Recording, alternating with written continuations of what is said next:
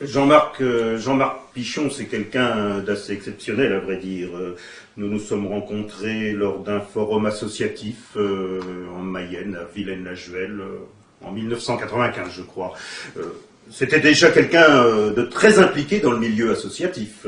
Et alors, ce salon des associations insolites, alors? Ce salon des associations insolites, c'est quelque chose qui lui tient à cœur depuis longtemps. Et je l'ai toujours poussé à s'impliquer dans l'organisation de ce salon. Mais exactement, qu'est-ce que c'est que ce salon des associations insolites? Alors, c'est un concept des plus originaux.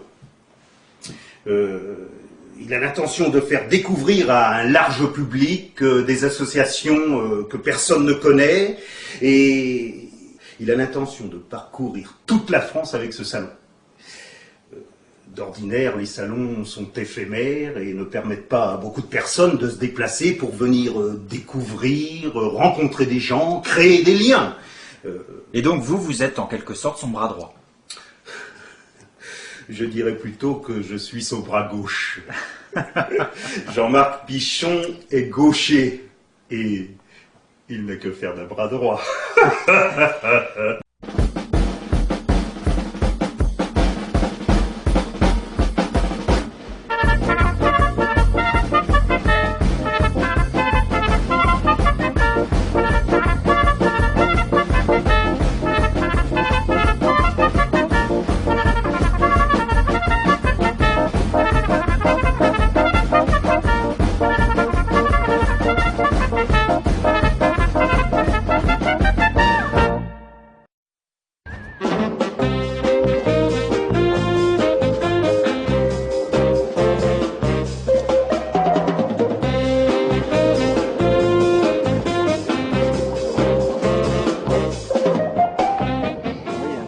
Énormément de foule à l'entrée, vous allez pouvoir en profiter, tous nos amis des associations sont là ce soir, allez à leur rencontre, posez-leur des questions, ils sont là pour vous répondre et vous communiquer leur passion. Comment est arrivée cette discipline en France? Donc c'est vraiment toute à l'initiative de Jean-Jacques Racchi, qui est un Français qui est fanatique du Japon en général et qui est venu ici en France voulant adapter en fait les règles du sumo japonais à la française. Donc bien sûr les difficultés étaient là en fait, les gens au sumo japonais ont vraiment cette activité là comme mode de vie vraiment, donc ils ne pouvaient pas vraiment prendre du poids comme au Japon, hein, vraiment. Donc lui a adapté des règles à la française en commençant par une règle, celle du poids, et il a limité le poids à 87 kg maximum.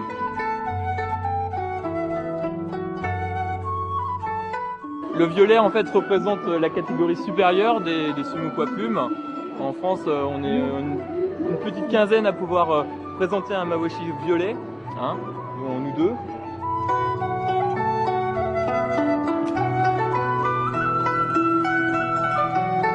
Voilà, alors.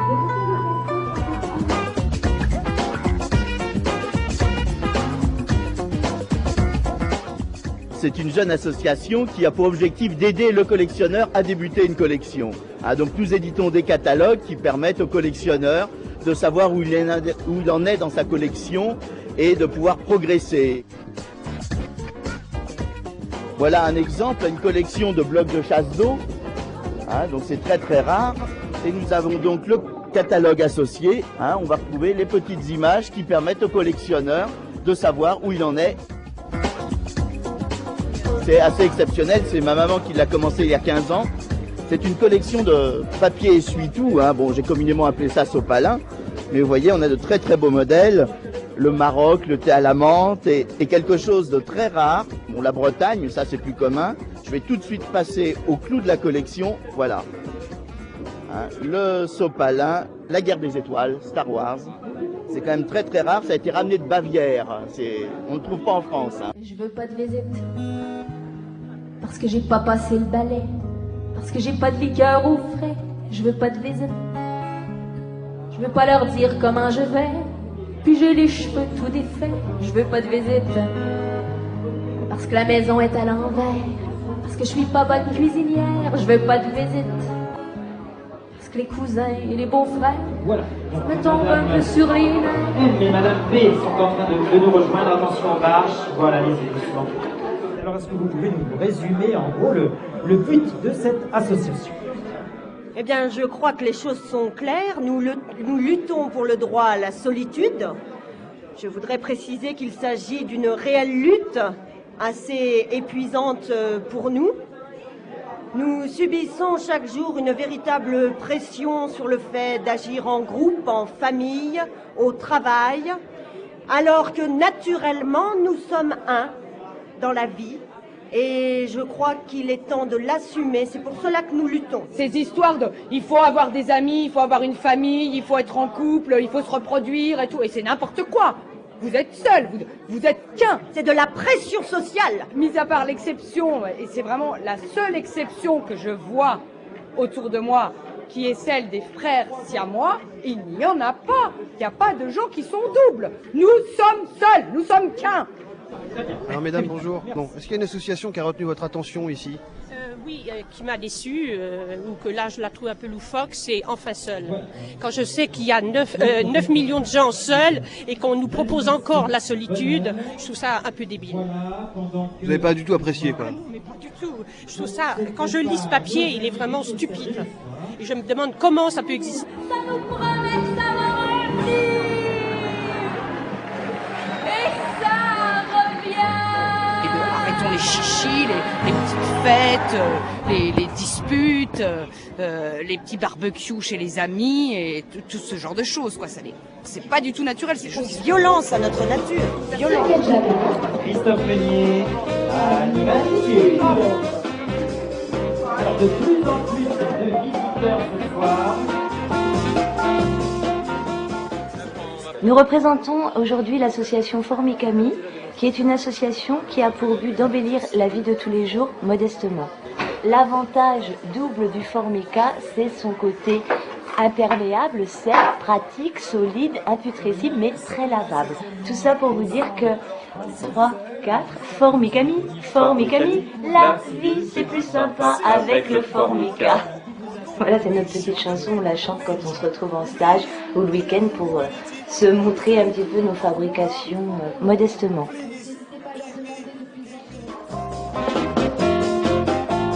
Nous sommes l'association de reconnaissance des gens distraits. Nous sommes nous-mêmes des distraits et nous avons l'intention en fait dans l'avenir de monter un musée de l'étourderie. Donc nous récoltons le plus possible d'objets et d'illustrations en tout genre autour de cette thématique. Comme là nous avons un échantillon. Bon, ça c'est un classique des classiques, hein. C'est une personne qui a posé sa bicyclette et qui a donc oublié sa clé. Donc oubliant sa clé, est obligé de laisser sa roue aussi. Hein. Cyrielle Janin, Christophe Meunier, animateur.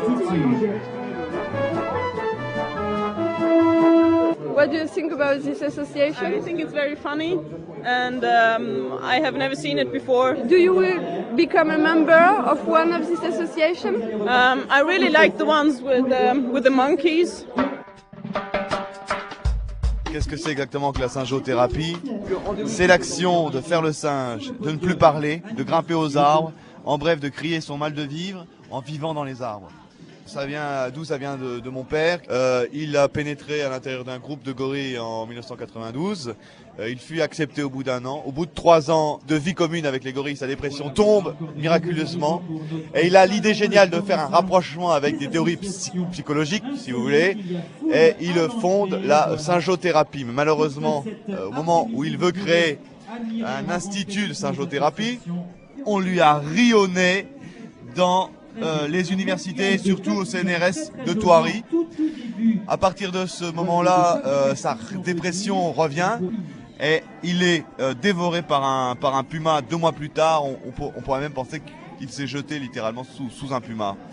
Qu'est-ce que vous nous proposez alors comme exercice? Comment ça se déroule une séance de singeothérapie? Alors, différents degrés. Le premier degré étant l'orang-outan, le degré orang-outan, où nous tentons d'oublier la civilisation, le langage. Par exemple, essayer de ne plus savoir compter jusqu'à 10. Par exemple, 1, 3, 20, 200, 310.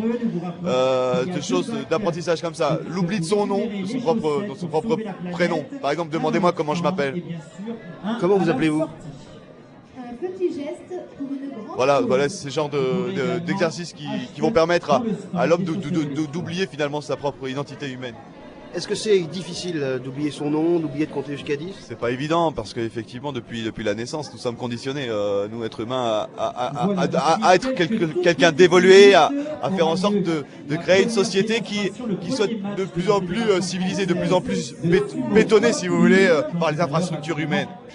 Bon, regardez ici, j'ai la signature dans mon livre d'or, j'ai la signature d'un homme politique très connu, qu'on appelle Nicolas S, qui est lui-même membre du gouvernement, qui dit c'est vraiment je crois que vraiment que votre projet est viable du point de vue économique. De plus, cela réduirait conséquemment l'insécurité. Donc, je crois qu'on va tous dans le même sens. On va tous dans le même sens, politique, agent culturel et singérothérapeute. Je crois que c'est possible en tout cas. L'association ACTA, c'est l'association de lutte contre le théâtre amateur. Nous sommes nés au printemps 2003 à l'occasion d'un festival de théâtre à Bastia où nous devions nous produire. Et arrivé là-bas, nous avons constaté que toutes les salles avaient été squattées on peut le dire, par des troupes amateurs et nous n'avons pas pu jouer. Du coup, nous nous sommes dit, il faut réagir, il faut que les professionnels puissent vraiment exercer leur activité. Est-ce que vous laisseriez votre voiture à un garagiste amateur? Eh ben non, le théâtre c'est pareil. Il ne peut être confié pour des représentations publiques qu'à des professionnels. Voilà. À la fois c'est pour une défense des professionnels, mais aussi pour une défense du public, que le public ne soit pas escroqué par des troupes amateurs, parce qu'ils vont payer pour assister à un spectacle sans savoir qu'en fait elle est jouée par des amateurs. Ce que nous faisons le plus souvent, c'est de venir à 34, nous sommes 34 dans l'association, nous assistons au début de la pièce et nous partons à la fin du premier acte, le plus bruyamment possible bien sûr. Qu'est-ce que vous en pensez, vous, monsieur? Non, moi, ce que je disais au monsieur, c'est que je les trouve, je suis d'accord avec eux, bon, je les trouve un brin légaliste, et je me dis, est-ce qu'il ne faudrait pas passer une forme d'action un peu plus violente puisque on voit bien que ça perdure, quoi, depuis le temps que ça existe, qu'ils nous font chier. Alors moi, je me disais, peut-être qu'il va falloir à un moment envisager les choses d'une manière un peu plus radicale, quoi. Bon, et j'en ai marre de me faire emmerder par les troupes amateurs, quoi. On est bien d'accord là-dessus. Moi, je me dis, je serais resté pour la lutte armée, hein. Je veux dire, à bout d'un moment...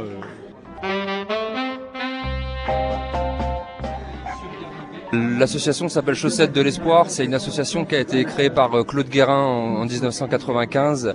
Et donc l'association cherche à sensibiliser les enfants des pays surdéveloppés, c'est-à-dire les pays chez nous, l'Europe, les États-Unis, etc. Donc il cherche à sensibiliser ces enfants à la décroissance économique. Et donc il propose une alternative qui est de recycler les chaussettes usagées pour en faire des marionnettes. C'est-à-dire pour offrir des marionnettes aux enfants. Les enfants aujourd'hui en 2006 qui jouent avec...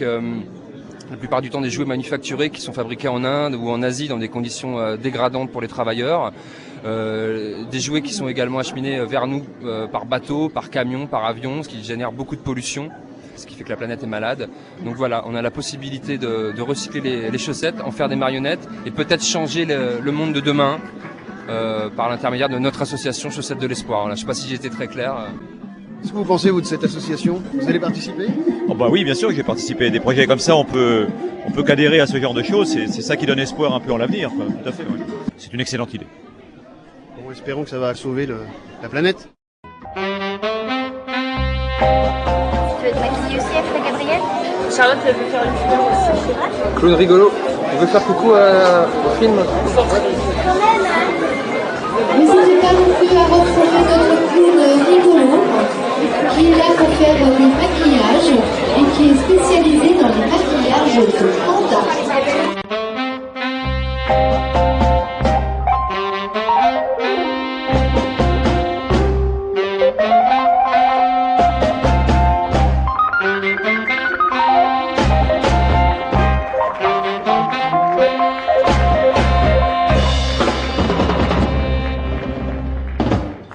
Une plaque en formica aurait disparu, ça disparaît pas comme ça, une personne. Ce n'est pas nous. On s'est fait également voler 2 ou 3 croquettes en chocolat. Ce n'est pas nous. Mais n'importe quoi, c'est pas eux.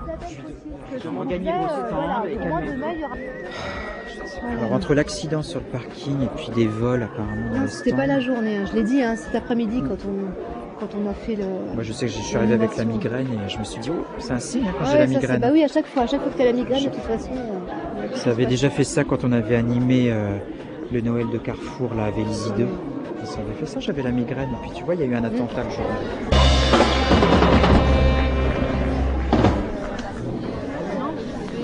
Alors mesdames, bonjour. Est-ce qu'il y a une association qui a retenu votre attention ici? Moi, non, j'ai pas fait tout le tour, j'étais fatiguée. J'ai été au premier, là. Les mots, oui, là, j'ai trouvé ça... Je peux pas dire, je savais pas du tout, je croyais que c'était du théâtre quand je suis venue, quand on m'a invitée. Alors évidemment, j'ai été surprise, quoi. Mais bon, bah oui, c'est sûr, c'est insolite. Remarquez que j'aime bien l'insolisme. Mais enfin, Les chaussettes de l'espoir, par exemple, vous avez... J'ai pas été jusque là-bas. Ils sont sur le podium, là. C'est sympa. Et vous, madame, alors vous avez fait le tour un petit peu? Oui, j'ai fait le tour. Bon, ça m'a surpris un petit peu parce que je m'attendais pas à ça. Et je pensais, nous on venait pour une pièce de théâtre parce qu'on connaît bien le Tupium. Et en fait, bon ben c'est intéressant de voir un peu, mais on se pose des questions par rapport à ce que recherchent les gens exactement. Parce qu'on se rend compte qu'il y a des gens qui sont le mal-être, ils sont en recherche de repères ou quelque chose qu'ils ne trouvent plus dans la société. En fait, moi c'est un peu ma question que je me pose. Quoi. Quelle association vous a le plus touché ici? La plus touchée, je pense que les professionnels derrière qui font du théâtre, qui revendiquent leur statut professionnel et demandent contre le théâtre amateur. Contre le théâtre amateur. Je pense que je suis pour qu'il y ait de plus en plus de petits théâtres professionnels parce que je trouve que ça permet de rassembler les gens, la convivialité, la fraternité et tout. Je pense que c'est ça qui me touche le plus. Hein, c'est vrai parce que je pense que nous, on est dans la génération vieillissante. Et en fait, on se rappelle notre jeunesse où on participait à des bals populaires ou à des théâtres. Et je pense que ça permet la solidarité des gens entre eux. Et je pense que c'est un peu ça qui manque dans notre monde aujourd'hui, quoi. On sent les gens un peu désœuvrés, quoi. Donc ça, c'est une revendication forte et vous adhérez, quoi. Oui, j'adhère vraiment à ça, quoi. Donc vous êtes prêt à recevoir aussi des coups de téléphone pour déranger les représentations de théâtre amateur et tout ça, comme ils proposent? Moi, j'ai pas de téléphone portable déjà. Ils en ont parlé justement. Mais c'est vrai que bon, mais moi je ne vais pas à des théâtres amateurs parce que je vais plus à des théâtres comme l'Utopium, des trucs comme ça, tu vois. Mais j'y vais rarement parce que bon, c'est vrai, les moyens financiers permettent pas toujours, mais bon, quand je vais au théâtre, c'est vraiment pour voir du beau spectacle. D'accord, merci. Je vous en prie. Au revoir. Moi, dans mon temps, évidemment, Comment? Je dis dans mon temps, parce que j'ai l'âge d'Aznavour et de Juliette Gréco, que j'aime beaucoup. Je trouve que dans mon temps, j'allais au patronage. Et c'est sûr, on faisait des pièces de théâtre. C'est là que ça m'a permis, parce que moi, je fais de la poésie. Je suis dans un groupe de poésie. On faisait de la poésie, on faisait des pièces. Moi, je les montais, les pièces de théâtre. On s'amusait beaucoup, quoi, dans mon temps. Hein. Faut pas qu'on dise dans mon temps maintenant, mais c'est vrai, pour les jeunes, non. Mais par contre, au téléphone, si on me téléphone pour me jamais je renvoie les gens. Hein. Donc vous pratiquez le théâtre amateur, c'est ça que vous nous dites en fait? Le théâtre, oui, pas du théâtre là, nous c'est de la poésie, c'est de l'humour. Mais comment je vais dire... fait beaucoup de poèmes. Oui, je dis oui avec Monsieur Sadler, enfin vous les connaissez peut-être pas. Non, mais elle était là, elle est conseillère municipale, mais son mari Sadler, Joël, d'ailleurs ça s'appelle il faisait beaucoup de poèmes, mais il écrivait, moi je les vends pas, je les récite. Je les vends pas. Non, mais c'est pour ton plaisir. Ah bah oui, ah oui, et pour le plaisir des amis. Oui, oui, oui. Mais bon, ben, voilà. D'accord. Alors, Ben, bonne fin d'après-midi. ah bah oui. Je dis dans mon temps, parce que j'ai l'âge d'Aznavour.